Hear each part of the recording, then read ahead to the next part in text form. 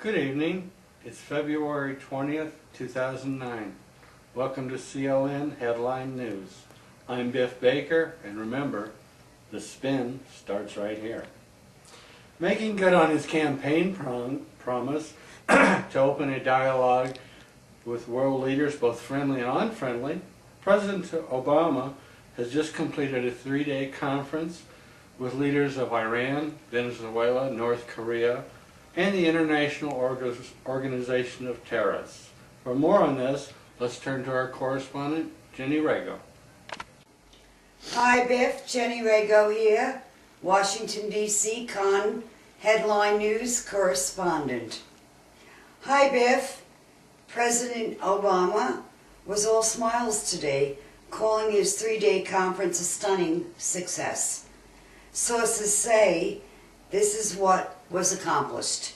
Number 1, he extracted a promise from Iran not to interfere in Iraq when Obama's troop withdrawal was completed this April.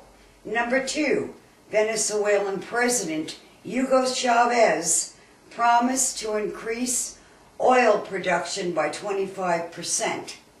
Number 3, North Korea promised to completely dismantle their nuclear program. Number 4, and finally, the International Organization of Terrorists promised to cease all acts of terrorism once we are completely out of Iraq. Back to you, Biff. Thanks for that report, Jenny. We now turn to Charles Frost, who spoke to a representative from the International Organization of Terrorists today. Charles, what did they have to say about the outcome of the meeting? Hi, Biff. Yes, I did speak with someone with the IOT today. While he declined comment on the meeting, he did have this to say to you. He thought you were a filthy, capitalistic pig, and he prayed that you would die in the gutter like a dog that had been infected with 30 different types of parasites. Back to you, Biff. Thanks, Charles. I guess I better stock up on my flea and tick spray. Just thinking about that is beginning to make my beard itch. More after this.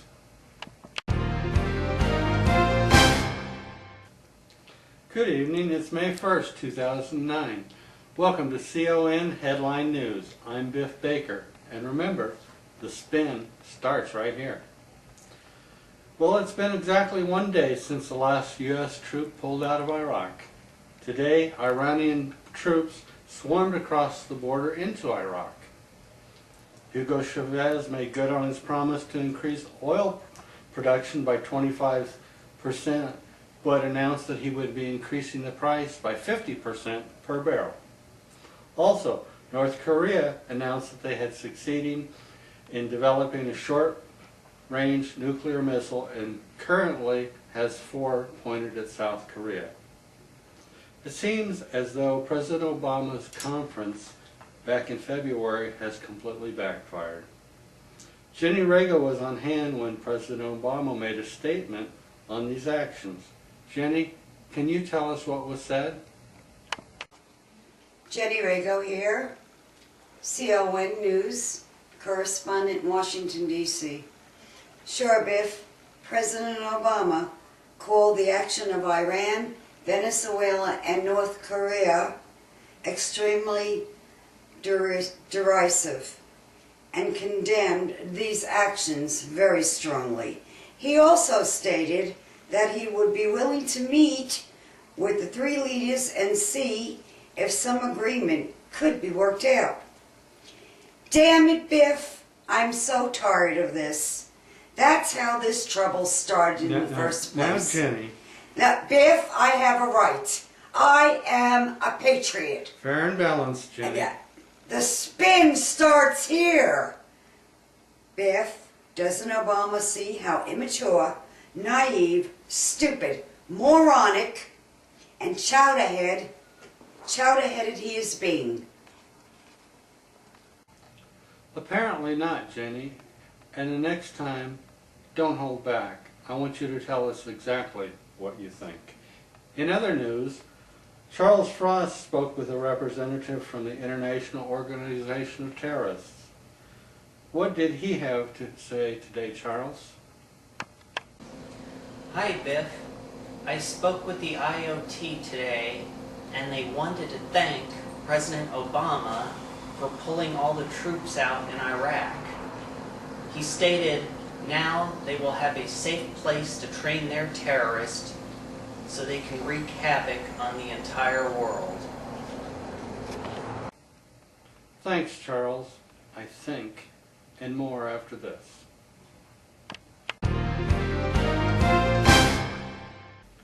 Good evening. It's January 1st, 2010. Welcome to CON Headline News. I'm Biff Baker, and remember, the spin starts right here. Well, folks, I don't know how things could get any worse. Iran, who now controls all of Iraq, has just announced that by summer they will be invading 3 more neighboring countries. OPEC, following Hugo Chavez's lead, has continued to increase oil prices. Price at the pump topped $12 per gallon. North Korea, using their nuclear capabilities as leverage, invaded South Korea. And finally, worldwide terrorism at an all-time high.